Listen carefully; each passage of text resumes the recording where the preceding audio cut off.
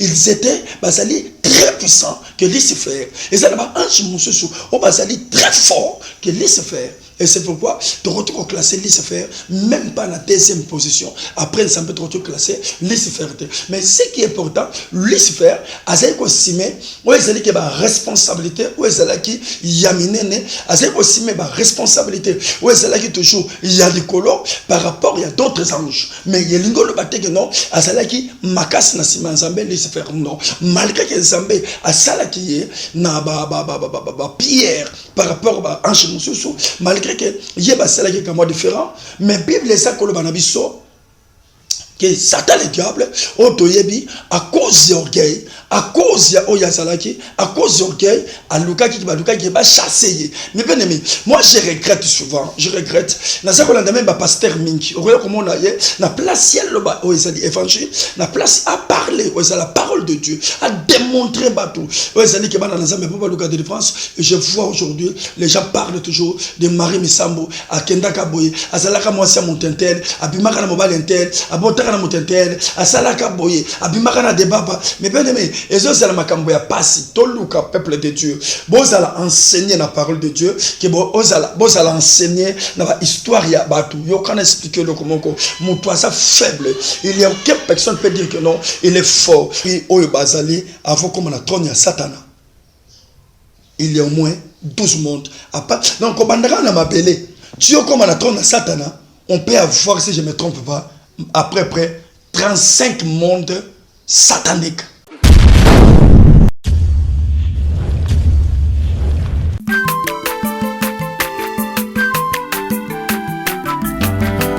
Mwana motote po akosangai abongwani pete po awangana Nzambe ya le Nazarien, le Nazarien, le Nazarien, le Nazarien.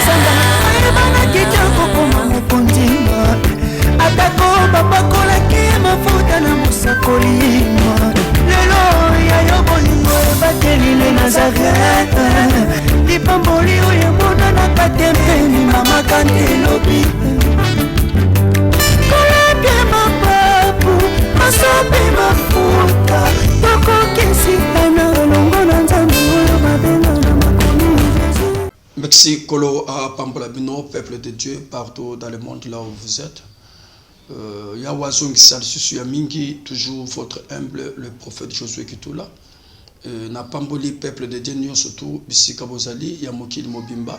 Nzambe Azangate, ko Pambolabino, Nzambe Azangate, vraiment, ko tombola la princesse de l'éternel, pasteur Mama Tiffany, ou pasteur Tiffany. Nzamba Monayo toujours. Ma fille bien-aimée, Zamba Pampola Susukoleka, na boss sanité, ba pasteur Nyon surtout, yakati à la communauté, la restauration des brèches, Nzambe a boss sanate, bolam na Nzambe du colonna bino, Nzamba Pampola bino toujours, et sans oublier, na Pamboli, Mama Jackie Dukota, na Pamboli aussi, Mama Anne Kasongo, Mama Karine Kasongo, bolam pour la kate, bolam aussi la kapete, sans oublier, Mama Eliane, Nzambe azongisa mingi na France bisiko vande na Lyon.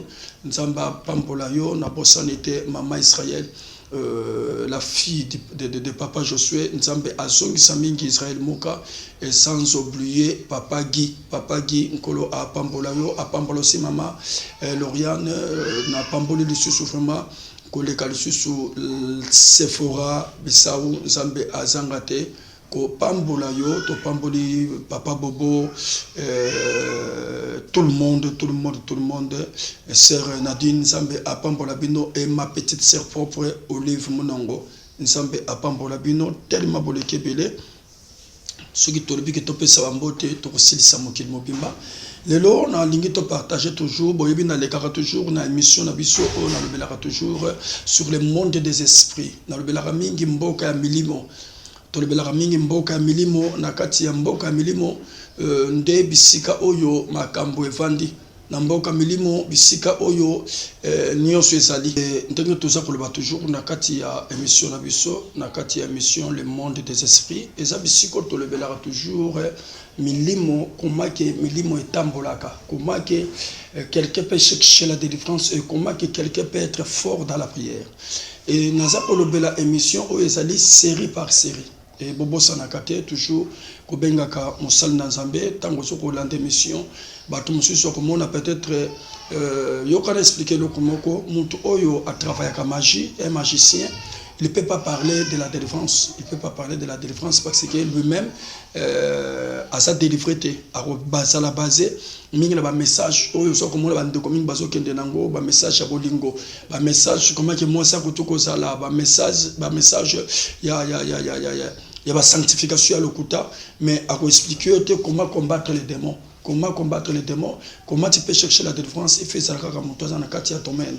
Oh ana. De yangwana me bien-aimé, toza kolobela le monde des esprits et nzambe tango aza ko sala mokili Bible ça kolbana biso que non, il a fait des esprits na résistance. Donc c'est-à-dire il a insisté que eloko boyezala ndeloko anezali.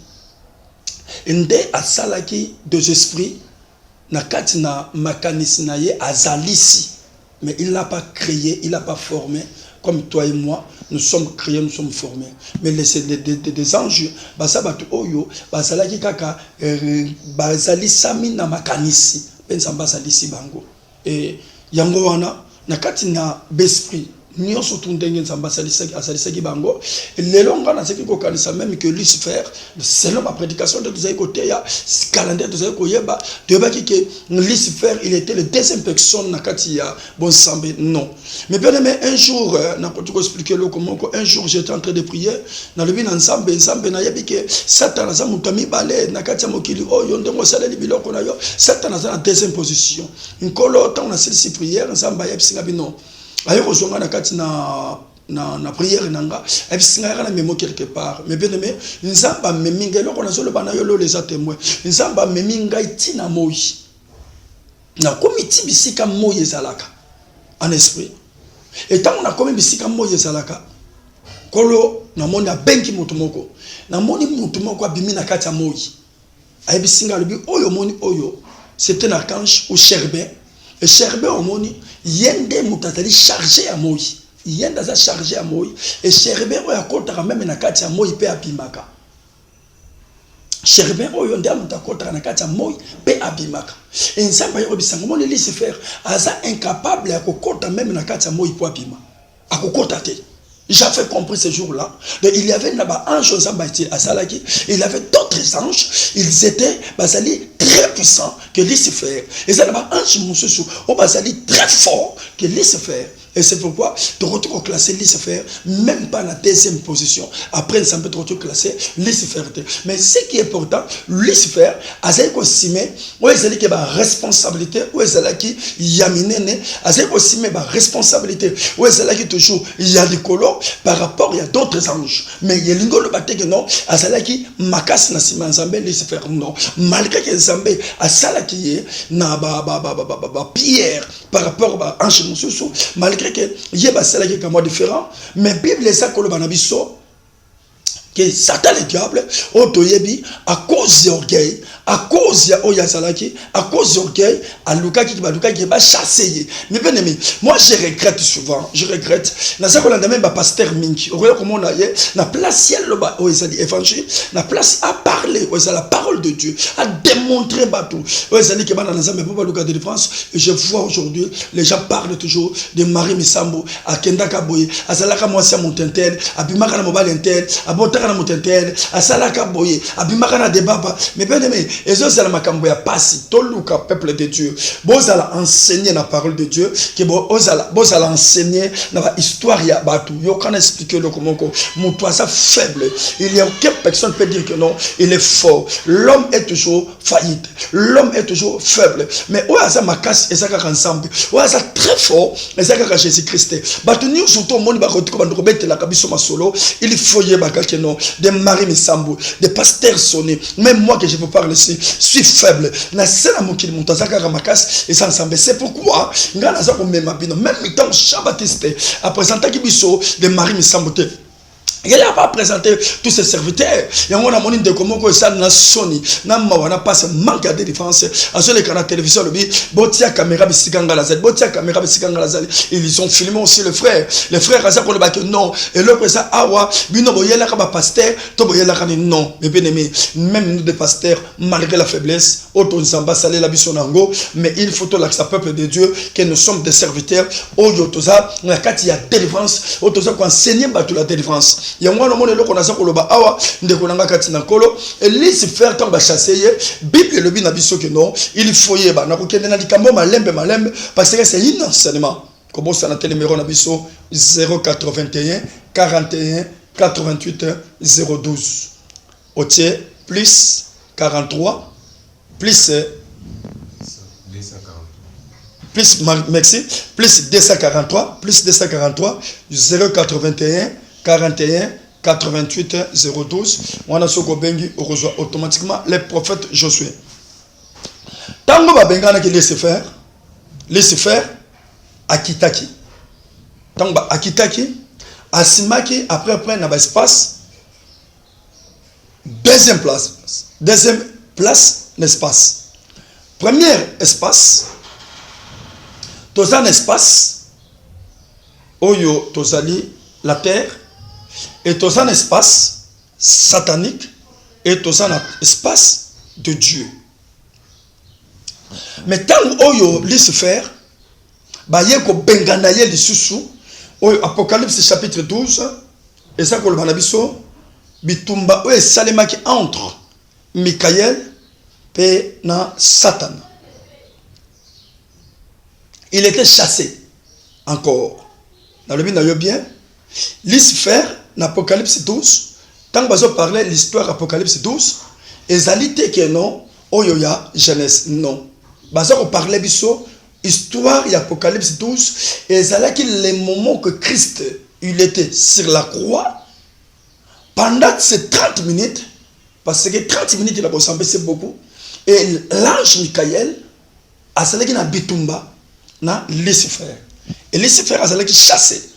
Et c'est pourquoi ce qui est en Apocalypse 12, au kiti na senango, basa ko lobake mawa na bavandi ya mabele, pe mawa na mai, parce que Satan a kiti na kanda makasi.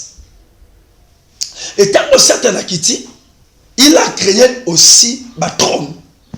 Lucifer, il a créé des trônes. Et na kati ba trône, il faut y aller comme ko, to sali na trône, ton espace autosobenga, espace atmosphérique. Na kati espace atmosphérique yangoyo toza na mabele eza bisika oyo mipepe eza kotambola. Eza espace oyo atmosphère ezali bisiko mipepe ezali bisiko ba vie ezali. Et après wana toza na espace oyo ezali l'espace galaxie. Et na kati l'espace galaxie eza bisika oyo mipepe ezalaka te. Mais il y a des esprits, oyo, bah contrôle aussi des espaces là. Au contraire, un esprit, oyo a coopéré, un espace atmosphérique, a coquille comme un espace galaxique, parce que là-bas, il y a un espace oyo, ezali mi pepezate. Kuno ke nokuta eza na me pepezate eza aussi na bas esprit o baza opérer kuna. Alors ce qui totie na kati ya espace wana exemple to kotia na max mo pepeza la raté, il y a des esprits o baza opérer na max ce ko kei na Jupiter mo pepezate il y a des esprits o baza opérer na Jupiter. Alors eza batron et batron wana nyo surtout ezali na kati ya espace o to ko benga espace espace gigabyte ou espace galaxie. Que Dieu vous bénisse. Ou l'espace galaxie. Après l'espace galaxie, il y a un espace. Et dans quatre espaces sur lesquels espace galaxie, nde okoya ko koma bisika o trône à Lucifer est vendu. Et trône à Lucifer, il y a Lucifer, et ça trône oyo, et l'équipe même la planète Terre na monene. Il faut y avoir quoi, parce que planète Terre et ça par rapport à l'espace au Lucifer à soi. Espace au Lucifer à Kenda classe trône naie et ça a contrôler Terre, à contrôler Jupiter, à contrôler Max, parce que même dans le Max, à ça l'esprit naie au batia. Même dans le Jupiter, à ça l'esprit naie au yé atia à contrôler. Ce qu'on a joué trône naie, à Kenda atia yango, le colo ya monde galaxie, afin que pour contrôler tout le monde. Alors, d'ailleurs, il y a trône, il y a Satan, et c'est un espace libre. Et l'espace là, nous avons accordé yango. Nous avons accordé l'espace wana. Même Satan a côté que l'espace wana te. Même un enfant de Dieu, le loi salaka banga nzambe, même les lois qui nzamba zu moli monaye akufi et tant oyo azo que nous vend dans la lieu de repos, c'est difficile pour aya lisusu ko kitana mokili ya batu na bomoy pour aya avanda na bango. C'est pourquoi je la même Bible sur banabiso et ça la boyo qualité entre batu na bomoy pe batu oyo bakufa. Et ce que leki espace wana est préfané, ce que tangi na Bible bazo pesa biso histoire. Il y a Mosui, pauvre Lazare. Le but est que Mosui a koufi, Lazare a koufi. Lazare a quelqu'un qui se retrouvé dans lieu de repos. Et Mosui a cela qui n'a un droit à tout. Mais Mosui a ça au senga dans Lazare. Et Dengai, Pesanga ya tamai. Mais Lazare a expliqué à lui, moyana comme bisika bino bozali zate parce que eza ne peki seulement moko wana. Et sali l'espace na kati wana o bakotu ko lekate et l'espace là depuis la mort de Jésus-Christ, l'espace là est espace o ezali codé. Espace wana ezali codé afin que Fox mon côté, même Satan, il ne peut pas passer là-bas. Il y a moi, nous sommes dans Zambé, na kati ya espace, nous sommes avant au commandé na utolo banayo, na trône ya Satana, et zali na espace, et ça na ba trône, et ça couvrir trône satanique. Et na kati espace, et ça couvrir trône satanique, et ça na 12 esprits, 12 archanges, 12 chérubins, oyo ba kitaka na Lucifer, bangonde bazoka contrôle après Lucifer, avant au comme place Lucifer azali, bangonde basali wana basa au moins 12 archanges sataniques de bango wana ezalaka même que non moi na nzambe soki lokola ke ozako prier na mabele ndenge to sabo soko zo prier pour prière na yo emata e comme na likolo na trône ya nzambe ezali na espace oyo koleka. Il faut aussi soko za makasete, il faut prière na yo, il faut tobola les 12 trônes ya ba ange wana satanique pour aucun de koma et bisika oyo trône ya nzambe sali to prière na yo koma bisika nzambe sali il faut eleki trône ya esprit na kotangela bino ba esprit wana peut-être bando kosunga ona prière oyebaka ke non na kati ya prière na yo oyebaka ke non esprit tel okanga libonte na ngate ya esprit tel okanga libonte na ngate esprit tel okanga libonte na ngate parce que ezala bato ebele lelo azokanisaki asa kozoba message ko wute pa ya nzambe mais ba message oza kozwa. Or que ils ont comme même na trône ya nzambe te. Pourquoi? Parce que na espace kolonga babele tio ke ndo comme na trône ya nzambe eza na vitesse soto kotu ko calculer te. Ezali pe na bisiko to kotu ko compter en gote. Et ça pe na ba kilométrage oyo ngana yo to kotu ko calculer te parce que nzambe avant di bisika Bible lobi avant di bisika leki likolo et c'est un peu de raisonner. To ça na likolo mais ba lobi ke nzambe avant di bisika o leki likolo. Donc c'est-à-dire distance de likolo ba mindel ba kotu ko calculer ngo américain, français, des Russes, salam naza, calculer la distance à du colo. Place Satan avant de toto calculer en go. Mais bisika nzamba avant de balobi que non, avant de bisika et l'équipe du colo. C'est pourquoi comme on a même Job a bengaye le Dieu plus haut. Non, même David a bengaye le Dieu qui habite le plus haut. Azan zamba ça qu'on vend bisika et l'équipe du colo. C'est-à-dire un chrétien même prière na yo, tant que ça qu'on prier, il faut aussi la prière, elle est très efficace. Il faut la prière et attire bon. Il faut la prière où ça remplit d'onction afin que être vexé, où ça dit que espace atmosphérique est vexé, espace gigawatt ou l'espace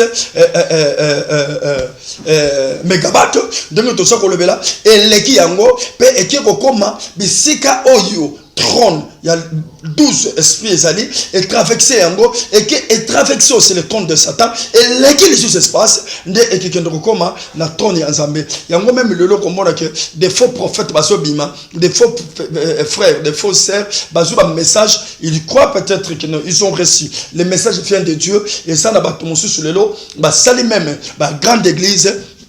Et ils ont opéré aussi, bah miracle les autres salement. Ils ont cansé que non, ils ont reçu l'appel de Dieu. Or que prière na bango et comment même les colotes et zaka kana katika tuana ba kutani na satana. Nde oya ko comprendre les missions il y a 12 esprits oyo, ça va vous aider. Oya ko comprendre banane basé à faux, banane basé à vrai, banane baso lu kansa la profondeur, pe banane baso lu kansa la profondeur. Mais bien aimé dans le Seigneur, na kati ya ba espace totangi, alors même bandoki, ndoki allo un espace espace gigabyte et espace il y a des colo pensate parce que ceux qui toquent na espace gigabyte et ça esprit espace oyo okendo komona ke bato bakoma ka botambola na ralenti parce que kuna ezali na mipepe zalaka kuna te ndoki azalaka kaka oyo alokaka kaka bisika mipepe zali il y a des esprits o batambola kaka bisika mipepe zali mais akoti kokoma te na esprit o na bisika oyo mipepe suki bisika mipepe zalaka te il y a d'autres esprits o bakenda ngote akokoma te parce que eza bisika oyo eza na esprit o batiaka kaka kuna batambola na bisika wana yango wana ozomona me bien aimé soki tozui mukanda na Matthieu chapitre je crois chapitre 4 ceux qui n'ont pas sanité bazako parler biso problème il y a Jésus-Christ au moins na bossa l'affection ceux qui n'ont pas santé bien aimé na yebi ke boyebi le solo on a très bien Bible zako parler biso histoire il y a Jésus-Christ Bible lobi na biso le komoko Jésus-Christ après avoir prié Bible tout dans la Bible malam Jésus-Christ il n'était pas dans le désert. Mais Bible sait pour le Jésus-Christ il était en train de prier mais l'esprit transportait Jésus dans le désert balobi ke molimo ezu Yesu ekenda ye na ngomba mais bien aimé dans le Seigneur et c'est un peu de raisonner balobi ke l'esprit transportait Jésus dans le désert et bandiko la kisayo OK tant l'esprit même un enfant de Dieu le moment que tu pries il faut y ba ke na c'est à concentration ce qui nous cause ma cas c'était l'esprit peut vous déplacer votre pensée peut déplacer votre richesse peut déplacer votre mariage peut déplacer votre enfant pour aller l'amener dans le désert. Or que dans le désert, il n'y a pas la vie.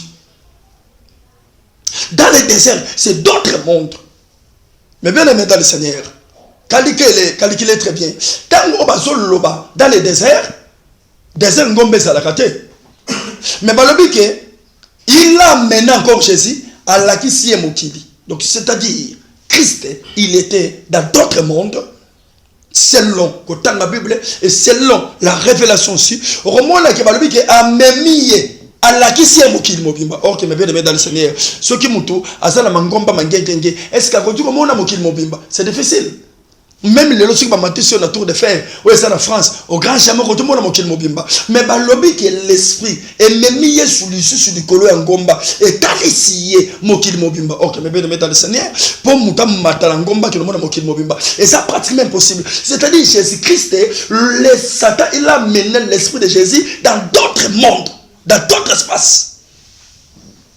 Pour nous que latisaye mokili mobimba. Pour nous que talisaye mokili. OK. Pour mon tomo na mokili, il faut matalikolo. Ndoko mona mokili. Ndoko mona mokili comme une boule. C'est pourquoi me bien aimé dans le Seigneur. Na kati ya prière na yo, si tu n'es pas prudent, Satan peut vous déplacer. Le note sur le baba, Satan a déplacé makambo belé abana ensemble. Okomona mutu azalaki na kati évangile mutu azalaki koluka délivrance mais akeya mukolo balaki cielo komoko il a abandonné le vrai évangile. Mais bien aimé, un jour na côté en église il y a pasteur Tiffany na comme une église na ebisa ke do mona bisukondo bande église au bande église nsambe ya lola abandaka na mutu na zéro ndabandoko kende na ye. Mais les autres sont nini? Un chrétien, les autres sont nini? Église moko mutu moko sali même pas 20 ans de ministère, 10 ans de ministère, oyo komona ye na 150 membres, na 200 membres. Non, elingolo bakaka teka za makasi koleka mutu aza na 2 personnes. Non, elingolo bateka il est plus fort que celui qui a 10 membres, 5 membres. Non, problème ezali que non. Oyo peut-être asa na 10 membres, peut-être asa la capacité ya ko tobola d'autres planètes pour arriver là où tu es. Mais il y a aussi d'autres personnes. Oyo, osomona en église à monene, osomona yaza fort, osomona yaza puissant, mais nkolo osomona yaza faible parce que azak incapable ya ko traverser même le planète que nous sommes. Azak incapable ya ko traverser même l'espace atmosphérique pour na ko kente bisika tatazali. Mais bien aimé, ya ngwana moni même le Christ tant Satan a ko déplacer, mais bien aimé, a comment ko l'accès à biloko mususu. A comment ko tali biloko mususu. Et la Bible le binabiso après avoir nkolo alongi Satan, nde akeko rencontrer des anges. Tanga peut que on a très bien. Donc quelque part, ba ange bazaki ko selaye. Ba le que après avoir ko répondre Satana, au ko mekaya bo sampe na yote, il a rencontré des anges. Donc c'est-à-dire bisika trône ya tate zali pour que ndoko kuta na ba ange et ça n'a pas fox au yoko leka. C'est pourquoi vous verrez Christ a ça qu'on le banane Pierre. Alors bien la réalité boutou mobimba parce que Satan a ça qu'on réclamait et c'est peut te raisonner. Satan a ça qu'on réclamait Pierre n'amboka ni. Mais ben mais tala et ça veut dire que monsieur sous quand la famille dokia il faut be loko mo bilo monsieur ko ndokia famille ça na yete mais Satan a yemo ko réclamer yo n'amboka moko boy. Il faut y avoir comme si soit tatana maman azan dokité même boka moko boy et y a réclamayo espace moko réclamayo mais bien aimé il faut que yebaka na kati ya prière na yo na kati ya vie na yo et ça ba tum soit lalaka à l'autre kaka bando to mabe et ça ba tum soit à lalaka il faut toujours des maris de femmes de nuit à vite à prier mais bien aimé il faut yebaka mari de nuit wana femme de nuit wana azobuta na mboka nini. Non, et le monde va caractériser bango de situation wuta na monde accélérique. Et le monde va que bango surtout bango wana ba ça wuta kaka l'espace atmosphérique. Non, il faut savoir une chose aussi. En dehors de l'espace atmosphérique, il y a aussi d'autres mondes. Calculé sur la terre, tu okoma na mabele. Tu aussi les sabisika mi pepe zali. Et ça la distance ni. Et ça na niveau ni. Mais si il faut y belo komoko ko banda na mabele, si yo koma bisiko me pepe suki, il y a après près, je vais vous parler, après près même 5 ou 6 mondes. Avant que nous n'ayons touché l'esprit oyo bazali, avant comme on a trône ya Satana. Il y a au moins 12 mondes. Donc ko banda na mabele, si yo comme on a trône ya Satana, on peut avoir, si je ne me trompe pas, après près 35 mondes sataniques. 35 mondes sataniques. Natangeli yo oya sambate, natangeli yo oya maïté, mais naza kotanga ko bandaka kana mabele kotala likolo boye. Il y a à peu près 35 mondes sataniques. Mais bien aimé, tant que tu as des mondes sataniques, il faut y que c'est plus vaste que la terre. C'est plus vaste que la terre. Tala, mabele suki. Planète de terre est suki. Mais les bandes de planète Terre, au monde espace ça continuel. L'espace est continu. Il faut y avoir un espace où on a surtout, il y a des esprits. Nombre de démons sont nombreux que le nombre y a battu. Nombre de démons, l'équipe nombre de battu n'est pilé. Mais bien aimé, c'est pourquoi ne joue pas avec la prière et ne joue pas avec les démons, ne joue pas avec Satan. Mais bien aimé, les moments que battu même abisso na distraction. Na kati internet bato bazo mema biso na ba distraction ya ba vaseline na bango bato bazo mema biso na ba distraction ya ba mabala na bango. Nous, je voulais vous dire une chose, tu rester ferme pour na kotala comment on servir à Nyon, comment tu peux prier. Ya ngo moninga na zeo karamawa kotala okomona ke il y a des pasteurs on va sortir évangile.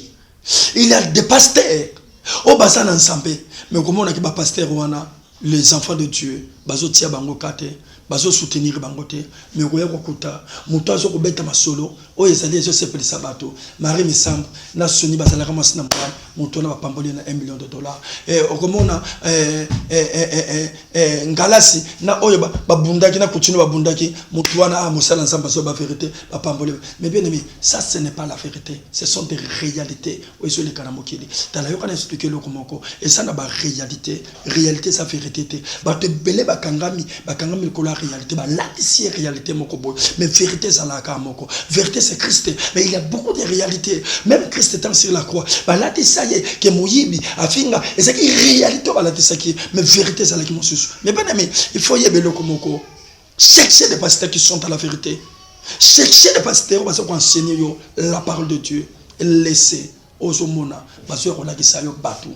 Moutako kufalelo, moutako toke na jugement, mais ensemble, basambi sakayete. Yango na yiko expliquer yo, mais bien aimé, enseignement est continuel. Tout ça qu'on continue enseignement na biso, soit enseignement oyo, s'il vous plaît, tindelande komoko, tindelande komi balé et kobosa nate, partagez yango.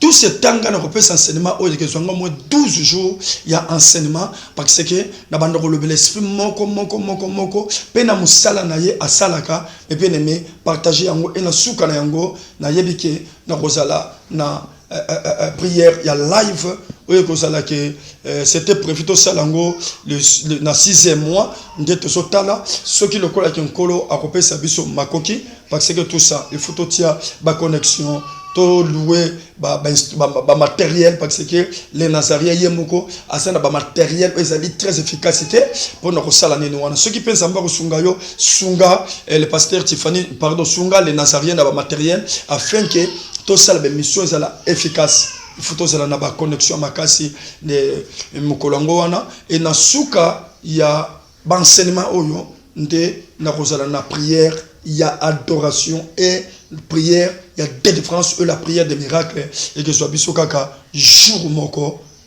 to kopesa bino jour yango mais nzamba pambola yo partager pour natina ya intérêt na nkolo. Merci nzamba zongisa mingi.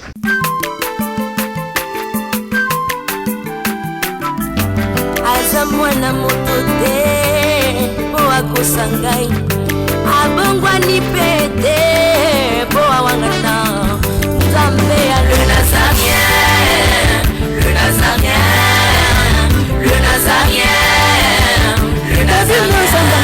Ebana kitoko koma mokondima atako bapakolaki mafuta na mosakolima lelo ya yo bolingo ebateli le Nazarien lipamboli oyo mbona na katembeni mama kandelobi kolapie mapapu masope mafuta tokokesikana elongo na Nzambe oyo babenga na makomi